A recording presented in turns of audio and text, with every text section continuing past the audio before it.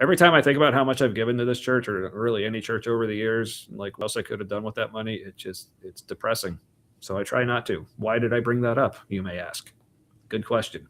Let's keep going. Not that this is going to help with my depression, but back to Brian.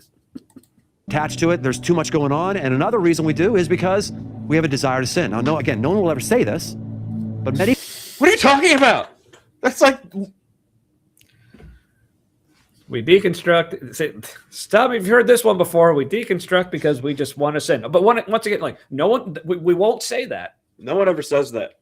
Yeah, probably because it's not actually fucking true for the most part. But which again, like, is he talking about this is why people deconstruct or why people just leave the faith? Which sometimes those can be the same things, but sometimes it's he's conflating the two. I think.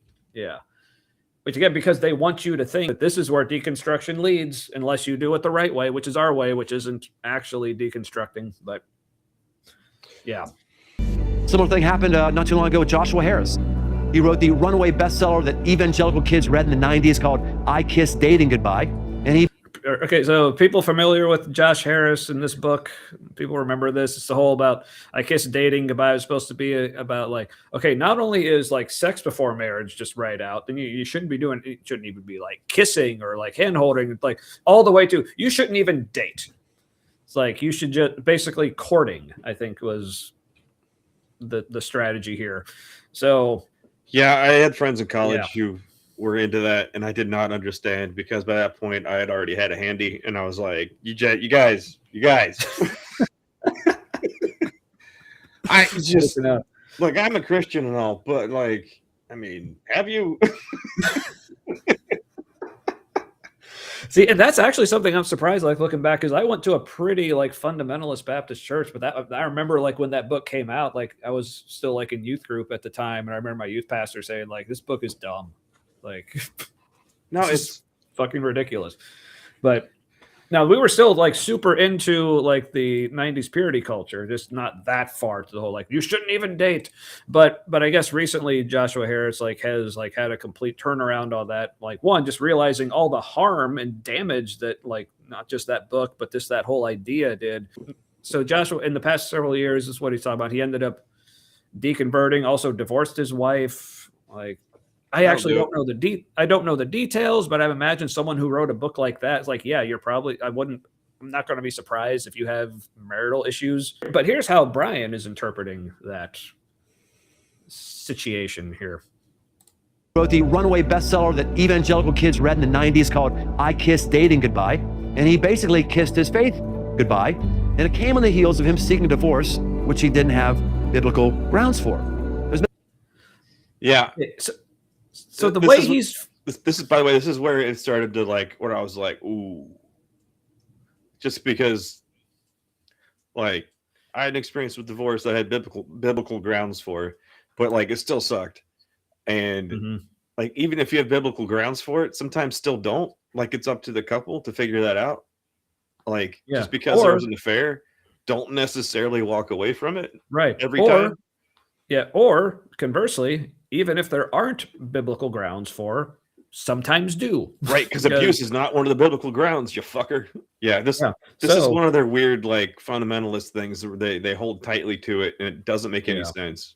So Brian is framing this as in Joshua Harris was a Christian, but wanted to get a divorce. It's like, well, but Christianity won't allow it, so I'll just leave my faith so I can get a divorce. No, it was probably leaving the faith was part of the problems. Well, no, here's the way Joshua Harris puts it like in interviews, so I'll believe him because this is like a pretty vulnerable thing for him to say, so I'll take his word for it.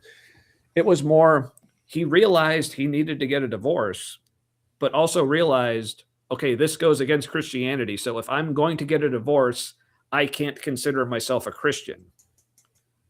So it was almost like the opposite. So it's not like wanting to leave the faith led to him it's not that like wanting to get a divorce led to him wanting to leave the faith. It was him getting divorced made him realize, okay, I don't belong in this faith anymore. So it was almost like a sad thing. Not like, oh, great, I'm going to ditch the faith so I can get what I want. It's like, oh, crap, I need to do this thing, but it means I'm not in this faith anymore.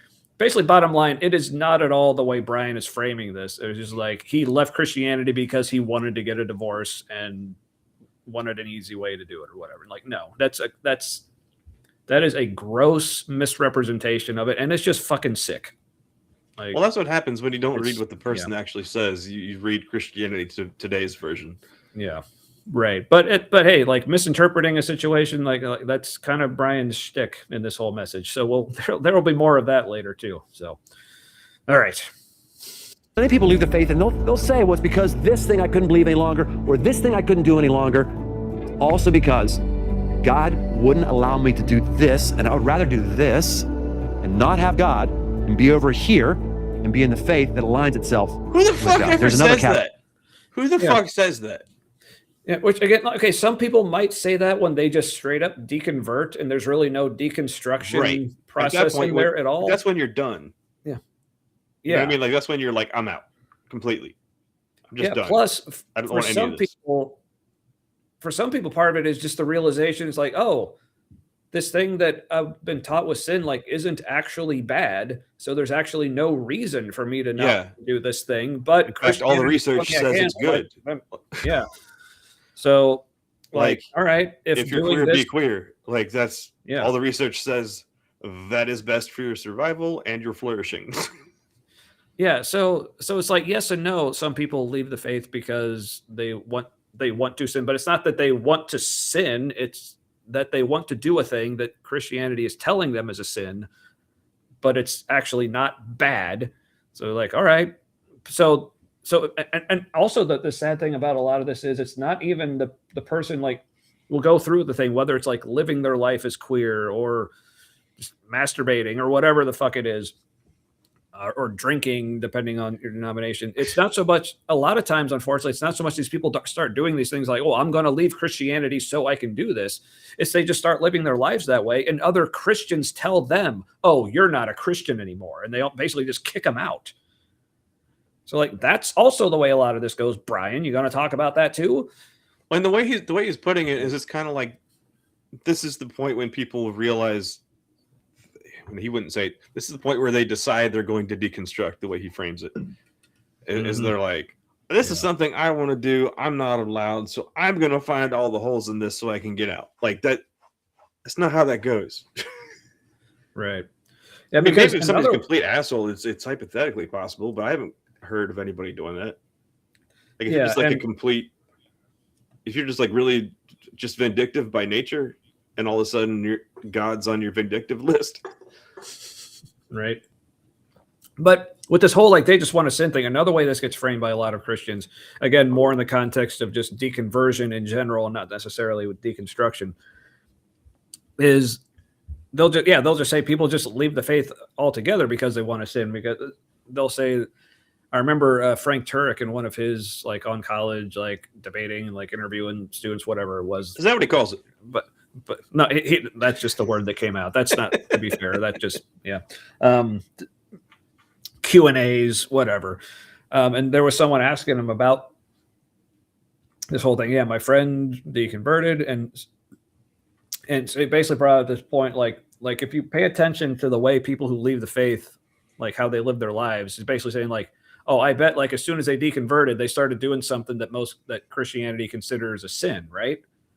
And they're like, oh yeah, they did. It's like, oh, see, there they go. That's why they left. Well, it's like, okay, yeah.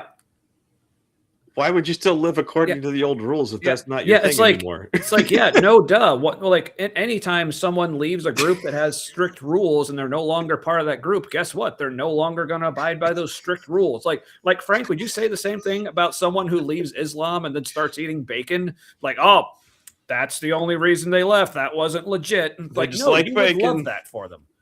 Yeah. So Melly said earlier, he won't say people leave Christianity to sin, but just a few minutes before he was talking about Christians not being perfect because they're sinners. Yeah. Like you don't have to leave Christianity to be a hypocrite. Yeah. Or as I think as Aaron Ra says, it's like, no, like if you want to sin, like stay a Christian, then you get forgiven for all of it. He's like, because again, like if someone, well, as long as you repent. Right. Well, but of course, and they'll take care of that. But also think about how ridiculous this sounds. Like if someone is leaving their faith literally just because they want to sin, like It has nothing to do with them actually becoming unconvinced that any of this is actually true. It has nothing about them no longer believing that God exists, about them no longer believing that sin is a thing, or no longer believing that hell is going to be a punishment for them. It's like, no, I just want to sin. But it's almost like they're saying, like, people still believe in all that stuff, but they just want to sin, so they're just not going to call themselves a Christian anymore. Like, how fucking stupid do you think they are? It's like that they think they can somehow escape all that judgment that they apparently still believe in, because they haven't actually, that it wasn't about that they don't believe the stuff anymore. It's that they just want to sin. Like,